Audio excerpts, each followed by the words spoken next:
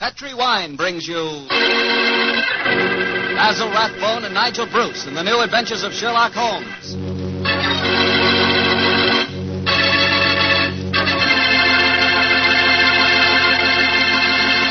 The Petri family, the family that took time to bring you good wine, invite you to listen to Dr. Watson tell us another exciting adventure he shared with his old friend, that master detective, Sherlock Holmes.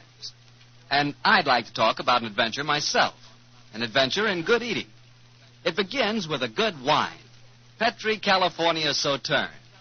You just serve that Petri Sauterne the next time you have fried chicken. Do you like fried chicken? Cooked so it's crispy and a beautiful reddish gold color on the outside and just as tender as all get out on the inside. Ah, that's chicken. But wait till you try it with Petri Sauterne. That's a wine. That Petri Sauterne is a pale, delicate golden color. You can just look at it and you know it's going to be one of the most delicious wines you've ever tasted, if not the most delicious. Petri Sauterne is not only wonderful with chicken, it's great with fish or any kind of seafood, too. Get a bottle of Petri Sauterne. When it's a Petri wine, it's a good wine.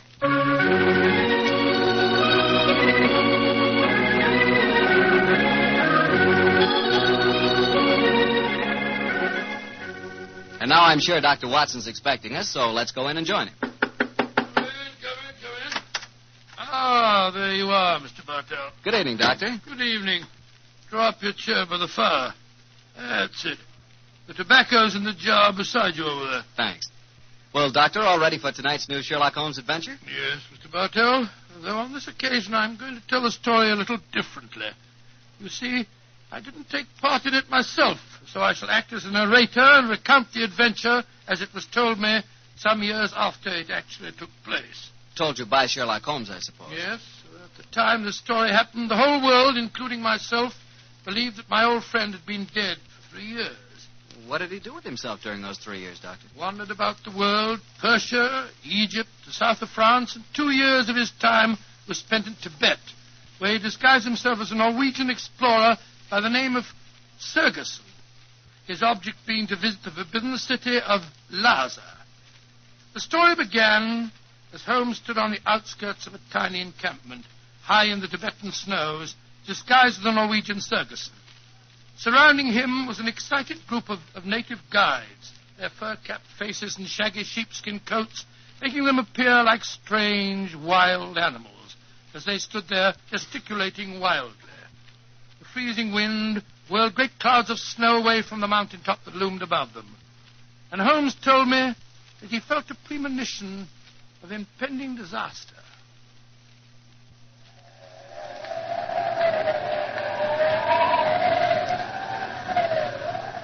Sir, my men will go no further.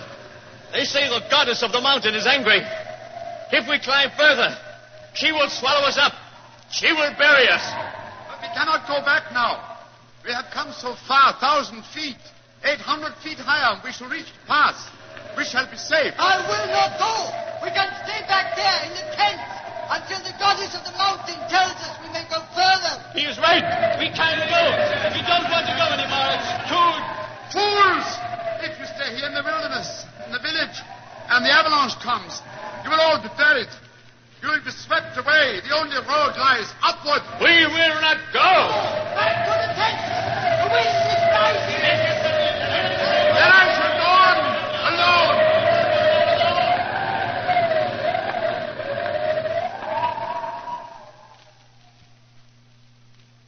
Holmes was the only one who survived. He struggled up the pass that led to safety, the icy gale whipping round him in a frenzy. A few moments after he reached the top, the avalanche occurred.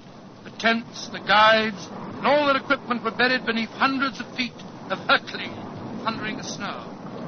The way behind him was closed. He could only forge ahead. Alone, unaided, he descended the path that led to the plateau beyond. But the goddess of the mountain was still angry. Through the knifing wind and snow he battled on, without food and without, as he told me later, much hope.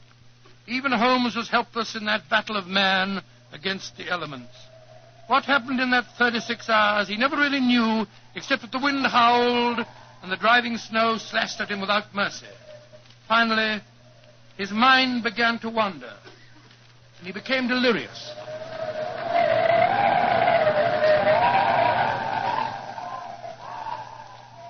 Watson, dear boy, hand me my violin, will you? Moriarty, I want to introduce to you the goddess of the mountain. I think you will have a lot in common. 221B Baker Street, cabby. For heaven's sake, get me there as fast as you can. I think I've caught a chill.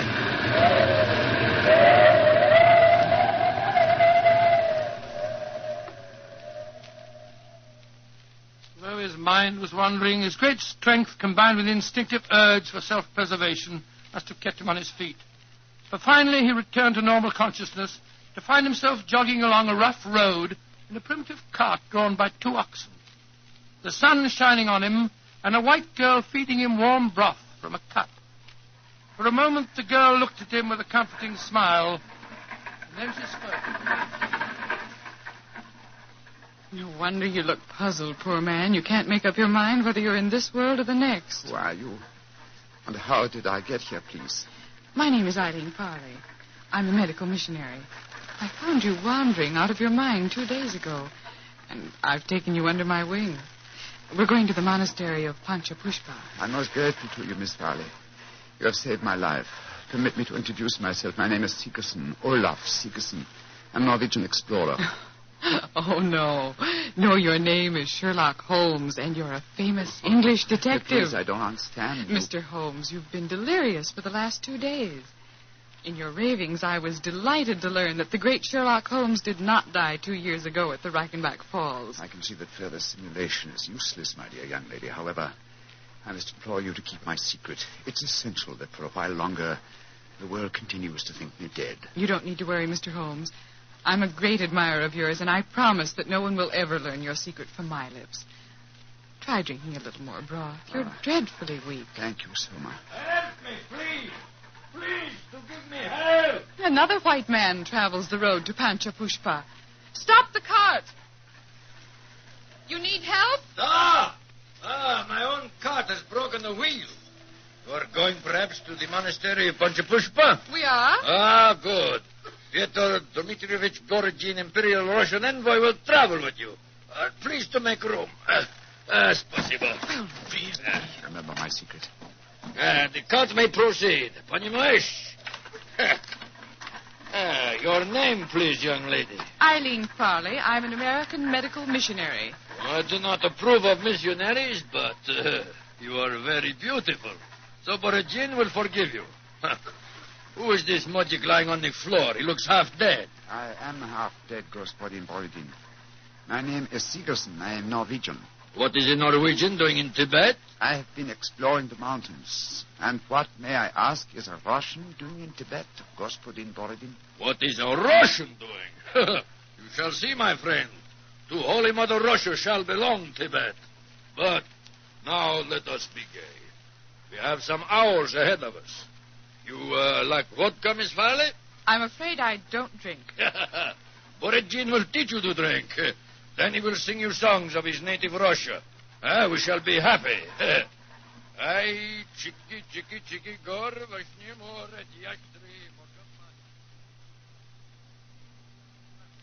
Singing. Holmes told me that every note jarred his aching, weary head. After a few hours, the strangely assorted trio arrived at the gates of the monastery. An edifice, as Holmes told me, of great antiquity and of breathtaking beauty, and built in the shadow of a giant mountain. He was fed and bathed, and shortly afterwards he found himself together with his 2 companions in the presence of the head abbot himself, a man of great age and infinite wisdom. The faint chanting of religious music could be heard coming from another part of the monastery. As the old man spoke.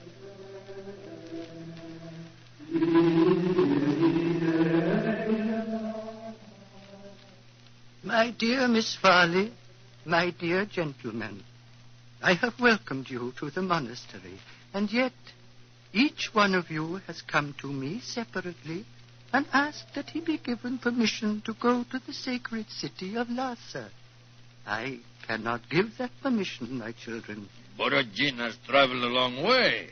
Russia will be most unhappy if he does not get the permission. I am an explorer, Reverend Sir. Will not that fact entitle me to some consideration? I, too, have traveled a great way, sir. My children, I realize your claims, but the permission is not in my power to grant. Tibet is ruled by our Chinese overlords. In any case, I will ask you to turn your heads. The gentleman approaching us has preceded you in residence here. He also wishes to tread the road to Lhasa. You have new visitors, I see. Yes, my son. Permit me to introduce you. Sir Harvey Forrester, and this is Miss Eileen Farley. How do you do? How do you do, Sir Harvey? Gospodin Borodin from Russia. How do you do? One cannot travel the world without meeting an Englishman. God, we push it, what's it? And Mr. Olaf Sigerson from Norway. God dag, Sir Harvey. How do you do? Please be seated. My children, the Chinese ruler in this province has heard of your presence here. He has announced his intention of visiting you. Before he arrives, I should like to ask you each a question. 4 of you, all from different countries, have traveled here to the mountains of Tibet. At this monastery, I can offer you refreshment, the opportunity of acquiring wisdom and peace. What more do you seek in Lhasa? I shall ask you each that question in turn. You, Miss Farley, what do you seek? I seek the opportunity to bring both God and health to your Tibetan people. And you, Mr. Sigerson? I seek to chart the true course of your mountains, and so to bring knowledge to the world. And you, Gospodin Borodin? I seek to bring about complete understanding between the great peoples of Tibet and Russia. If I succeed, the Tsar and his family may consider turning to Buddhism. Indeed. And you, Sir Harvey, as representative of the British government, what do you seek? I shall not join in this contest of wishful thinking. I merely remind you, sir, that your government has signed a treaty with mine. And was not that treaty forced upon us by our Chinese overlords? No, my children. You have advanced brave reasons, but I cannot help remembering that the streams of Tibet bear gold nuggets the size of hazelnuts. You foreigners, in your pitiful ignorance, esteem gold. That signals the arrival of Watson, the Chinese emissary. Your problems will soon be settled, my children. I will acquaint him with your request. Why are you smiling, Mr. Holmes? At the name of the Chinese overlord, Watson. Mr. Boyd falling into old habits and saying, "Elementary, my dear Watson." Shh, he's going to speak. Silence! Silence! The abbot has told me your wishes. I will hold conference. American lady and Norwegian will not be allowed. Only Great Britain and Russia have treaties with my country. I insist that I have prior right over the Russian representative. Sword wash me! I represent the Tsar, and Russia is your neighbor. I demand my diplomatic privilege. Follow me. I will decide these things, not you. I shall inform the British consul in Peking if proceedings... This is an insult to the Tsar. Holy Mother Russia will never... Well, Mr. Holmes, it looks as if you and I, at any rate, don't get to Lhasa. No, You look worried. Does the journey to Lhasa mean so much to you? it isn't that. I'm worried about the potential danger that hangs over this monastery. Violent forces are at work. What do you mean, Mr. Holmes? As you know, Miss Farley, I have some specialized acquaintance with these matters, and I tell you that I have rarely seen more clearly exemplified that emotional tension which leads to one thing: murder. That is what I'm afraid of, young lady. Murder. That was what Holmes was afraid of. Later that day, as the sun was setting over the mountaintop, the old abbot walked slowly in the monastery gardens as he talked to the man who he thought to be Sigerson. But, Mr. Sigerson, what can I do to help you? Our conversation has pleased me. You are a man of rare perception and knowledge. I grant you one worthy to enter Lhasa, but I can offer no hope. Mr. Wa has already rejected the applications of both the Englishman and the Russian. He did that? He did, my son. He told me they were both very angry and threatened him. If anything were to happen to the Chinese emissary, would you have the right to grant permission for a journey to Lhasa? Yes, until the new envoy arrived from Peking. But what are you suggesting, my son? This monastery is a haven of peace, a backwater far from the troubled stream of life. No violence has ever occurred here. I hope it never will, and yet The Chinese envoy was threatened, you say, Reverend Sir? Yes, my son. He has left the monastery, of course. No, those who come here, even for a short visit, must break bread with us and sleep at least one night. Mr. Wah is quartered in the cell you see before us. Then do you mind if we call on him, Reverend Sir? Of course not, my son, though you will but waste your breath in talking to him. He will not give you permission to take the road to Lhasa. He sleeps, my son.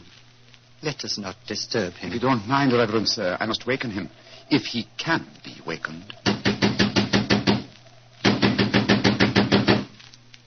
What can be wrong? I think I know. I'm going in.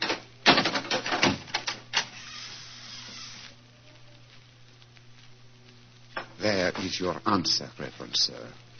He is dead. Yes, sir. Strangled with his own cue. The poor, misguided man has taken his own life, my son. No, sir. Look at those marks on his shoulder. He has been murdered. But what are we to do? As it happens, Reverend Sir, I've had certain amount of experience with these matters in my own country. If I were to produce the murderer for you with certain proof of his guilt, would you authorize my going to Lhasa? Yes, since for a few days that permission is mine to give, I will grant it.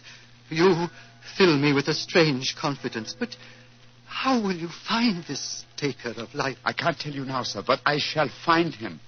All that I require is a little assistance from you, sir. Of course. What is it? Let us both leave this cell, post a guard here, and give him strict orders that no one is to enter unless accompanied by me. Very well. But, my son, where are you going? Before very long, sir, I hope to be on my way to Lhasa.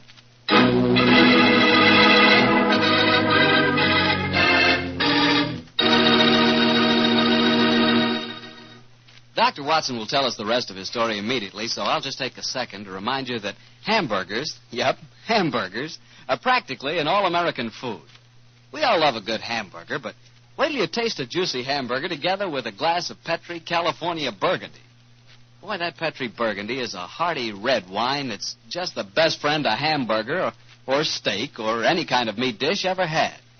So remember, if you want a red wine for dinner, you want Petri Burgundy. If you prefer a white wine, you want Petri Sauterne. And if you can't make up your mind which you want, it's simple. Don't buy one, buy two. But always buy Petri. Petri. Petri. Well, Dr. Watson, it seems to me that Sherlock Holmes was in a tough spot. There he was, thousands of miles from England. A murderer was running loose. Holmes was in disguise. And he hadn't got you to help him on the case. Oh, thank you, Mr. Bartell. I must say I think that I always was useful to my old friend, but I wasn't there. So this time he enlisted the services of Eileen Farley, the American girl. Immediately after he'd left the cell of the murdered man, he'd gone to Miss Farley and told her of the tragedy. As they returned to the scene of the crime, he found that his instructions had been carried out and that a guard was barring the entrance to the dead man's cell. There's a guard in front of the cell. My instructions. The abbot gave you your orders. Yes, you may go in. Please close the door behind us. I'm sure your nerves are up for this, Miss Farley. It's not a pretty sight. I've seen sudden death before, Mr. Holmes. In any case, I wouldn't dare appear frightened. I'm so flattered that you asked me to help you. You were the only one who knew my true identity. That's why I suggested you take my old friend's place. I needed, what shall I say? I needed a sounding board for my deductions. Wait a minute, here. Light a match. There we are. Now, here's a candle. Oh! I warned you it wasn't a pretty sight. Hold the candle, will you please, Miss Farley? Thank you. This isn't hard to reconstruct. The killer stood behind his victim, held him by the left shoulder. So, wound his cue around his neck and pulled back. Yes. The marks are self-evident. Hello. What's this on the floor at his feet? A cigarette. Dropped as it was burning, I should think. And now it's nothing but ash. Exactly, ash. Now, which of the visitors at the monastery smoke cigarettes? Yourself, the Russian, and Sir Harvey, the Englishman. I think we may justifiably omit myself from the list of suspects. So that narrows us down to two. Look, Miss Farley. What is it? There are clear traces here to the naked eye, not only of tobacco ash and paper, but of cardboard. But what does that signify, Mr. Holmes? The case is nearly solved. Come on, young lady. We must pay a visit to Borodin's cell at once.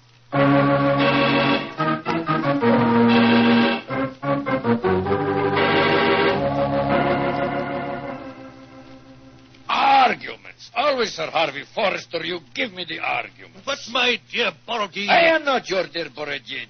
I'm Pyotr Dmitrovich Borodin, ambassador of Holy Mother Russia. I'm no friend of yours. Come in. The missionary girl and the sick Norwegian. Come in. We will drink vodka, and I will sing Russian songs for you. We haven't come here to listen to songs.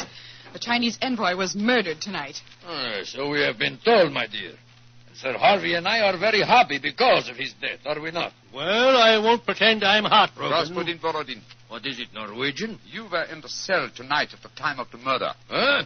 That's a lie. I can prove it. In that cell, I've just found ashes, of totally burned cigarette ashes that included fragments of cardboard. Only a Russian cigarette has a cardboard mouthpiece. What you can or cannot prove is of no interest to me, Sigerson. He's very obstinate tonight, Sigerson. We've just been having a political argument. Couldn't agree on a single point, except on the danger of the common man. He was telling me of the most extraordinary revolution in his estates. Do you know they chopped off one of his hands? Dreadful. Your hand, Borodin. Which one? As God was merciful, my left hand. The one beneath your glove? Is made of wax, my good Norwegian. Is made of wax. Well, see for yourself. Extraordinary. It's more than that. It is conclusive proof. What do you mean, Mr. Sigerson? I cannot tell you now. I must leave you here. Let me warn you, the three of you will be well advised to keep an eye on each other. Meanwhile, I must see the abbot. Why, Mr. Sigerson? Because now I know who murdered Vatsun.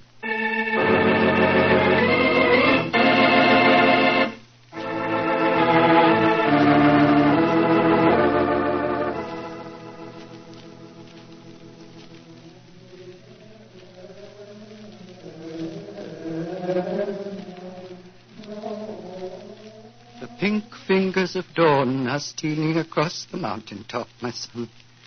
Soon you will be on your way to Lhasa. Yes, Reverend Sir. You have kept your promise. You kept yours, Mr. Sigerson. The Chinese soldiers have arrived, and the taker of life has been given into their custody. Before you leave, my son, I want you to do something for me. Anything, Reverend Sir. What is it? The hooded figure in the corner is that of the monastery scribe. He keeps our annals.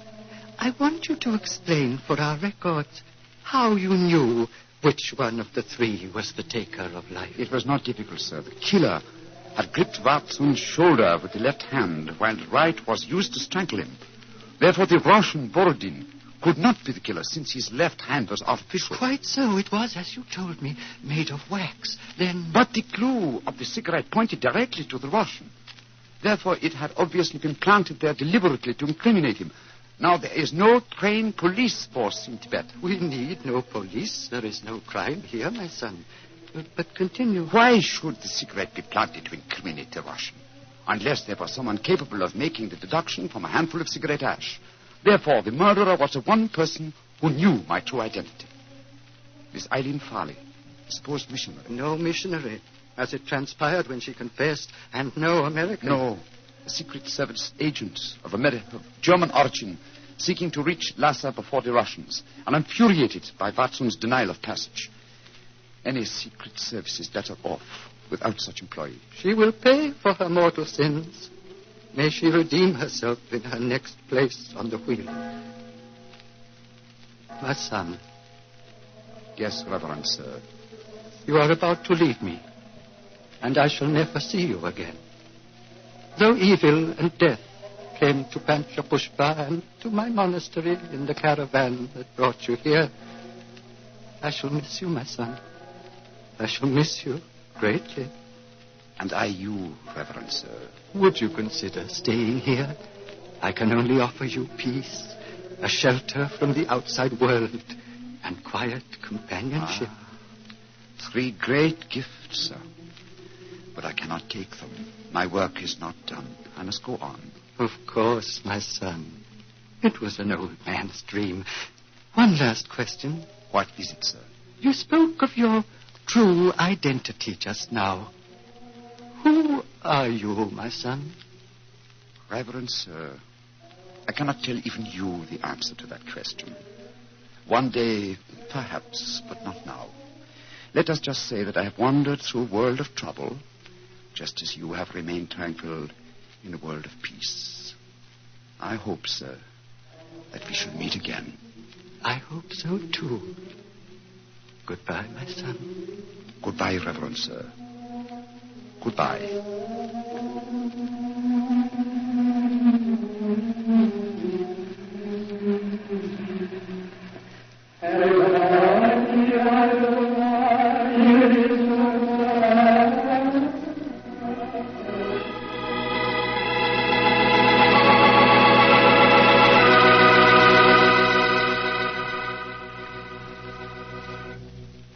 Doctor, that was really an unusual story. You told it so well, I felt you were actually a part of it. No, my boy, as I said, the story was told to me by Holmes. I've never been to Tibet. Been to India, of course. I never really wanted to go to Tibet. Horrible mountains, terrible weather, lots of bandits on the roads. Sort of a dangerous place. Doctor, you're not afraid of danger, are you? 10 years ago, Mr. Bartell, a question like that would be an insult. Today I realize that all of us, unless we're stupid, have some fear of danger.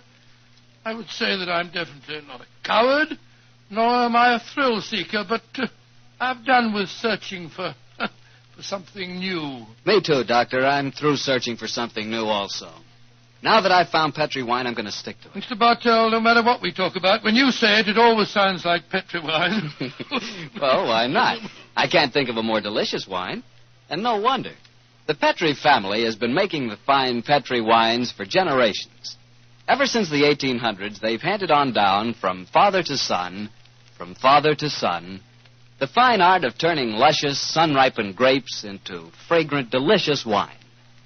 And because the making of Petri wine is a family affair, you can rest assured that the Petri family takes pride in doing a good job. They won't put that name Petri on any wine that isn't up to the high Petri standards. Yes, if it's Petri wine, you know it's good wine.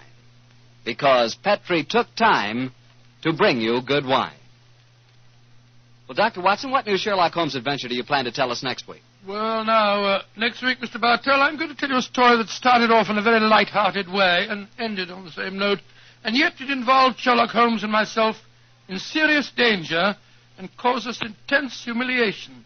I call it The Adventure of the Pigeon Feathers. Sounds swell, Doctor. Oh, thank you very much. And before you go, I want to remind the families of our returned veterans that their sons are more than heroes. They not only fought bravely, but in the armed forces they acquired new skills, learned or bettered themselves in some trade or furthered their education. Our men have returned with a new maturity and a new wisdom. They'll be more valuable to past or to future employers and more valuable to their country. The greatest assets America has at this moment are her veterans. Remember that. Good night.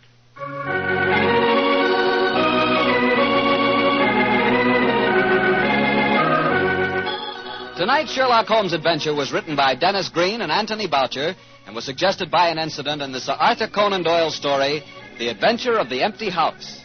Music is by Dean Fossler.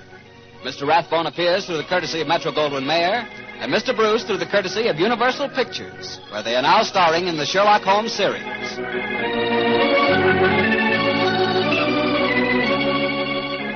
The Petri Wine Company of San Francisco, California, invites you to tune in again next week, same time, same station. Sherlock Holmes comes to you from our Hollywood studios.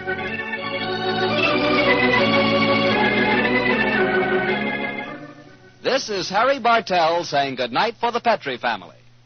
For a solid hour of exciting mystery dramas, listen every Monday night on most of these same stations at 8 o'clock to Michael Shayne, followed immediately by Sherlock Holmes. This is the Mutual Broadcasting System. I will not go. We can stay back there in the tents until the goddess of the mountain tells us we may go further. He is right. We can't go. We don't want to go anymore. It's too... Fools! If you stay here in the wilderness, in the village, and the avalanche comes, you will all be buried. You will be swept away. The only road lies upward. We will not go. Back to the tents. The wind is rising. Then I shall go on alone.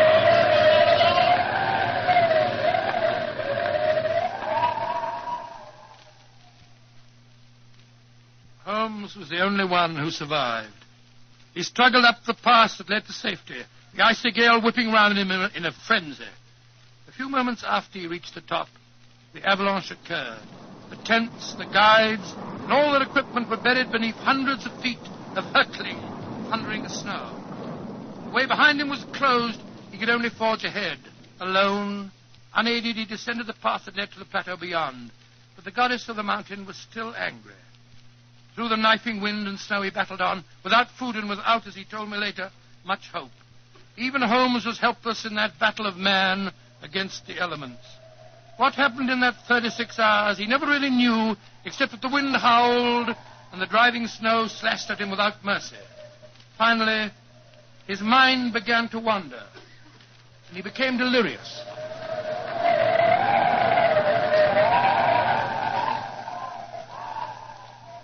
Watson, dear boy, hand me my violin, will you? Moriarty, I want to introduce to you the goddess of the mountain. I think you will have a lot in common.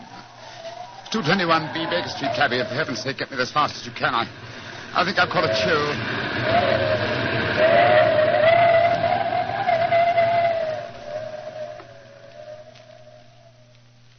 Though his mind was wandering, his great strength combined with instinctive urge for self-preservation must have kept him on his feet. But finally he returned to normal consciousness to find himself jogging along a rough road in a primitive cart drawn by 2 oxen. The sun shining on him, and a white girl feeding him warm broth from a cup. Tibet, where he disguised himself as a Norwegian explorer by the name of Sergerson, his object being to visit the forbidden city of Lhasa. The story began as Holmes stood on the outskirts of a tiny encampment, high in the Tibetan snows, disguised as a Norwegian Sergerson. Surrounding him was an excited group of native guides, their fur-capped faces and shaggy sheepskin coats making them appear like strange, wild animals as they stood there gesticulating wildly. The freezing wind whirled great clouds of snow away from the mountaintop that loomed above them. And Holmes told me that he felt a premonition of impending disaster.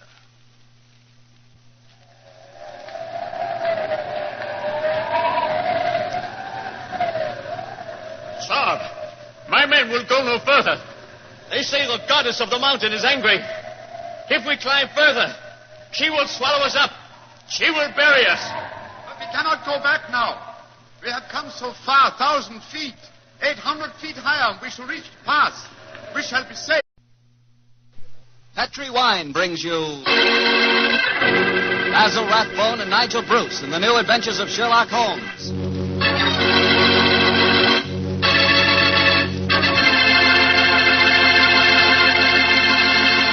The Petri family, the family that took time to bring you good wine, invite you to listen to Dr. Watson tell us another exciting adventure he shared with his old friend, that master detective, Sherlock Holmes. And I'd like to talk about an adventure myself, an adventure in good eating. It begins with a good wine, Petri California Sauterne. You just serve that Petri Sauterne the next time you have fried chicken. Do you like fried chicken? Cooked so it's crispy and a beautiful reddish gold color on the outside and just as tender as all get out on the inside. Ah, that's chicken. But wait till you try it with Petri Sauterne. That's a wine. That Petri Sauterne is a pale, delicate golden color. You can just look at it and you know it's going to be one of the most delicious wines you've ever tasted, if not the most delicious. Petri Sauterne is not only wonderful with chicken, it's great with fish or any kind of seafood, too. Get a bottle of Petri Sauterne. When it's a Petri wine, it's a good wine.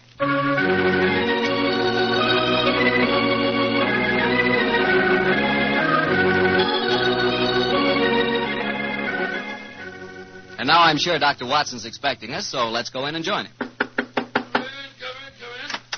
Ah, there you are, Mr. Bartell. Good evening, Doctor. Good evening. Draw up your chair by the fire. That's it. The tobacco's in the jar beside you over there. Thanks. Well, Doctor, all ready for tonight's new Sherlock Holmes adventure? Yes, Mr. Bartell. Though on this occasion I'm going to tell the story a little differently. You see, I didn't take part in it myself, so I shall act as a narrator and recount the adventure as it was told me some years after it actually took place. Told you by Sherlock Holmes, I suppose. Yes. At the time the story happened, the whole world, including myself, believed that my old friend had been dead for 3 years. What did he do with himself during those 3 years, Doctor? Wandered about the world, Persia, Egypt, the south of France, and 2 years of his time was spent in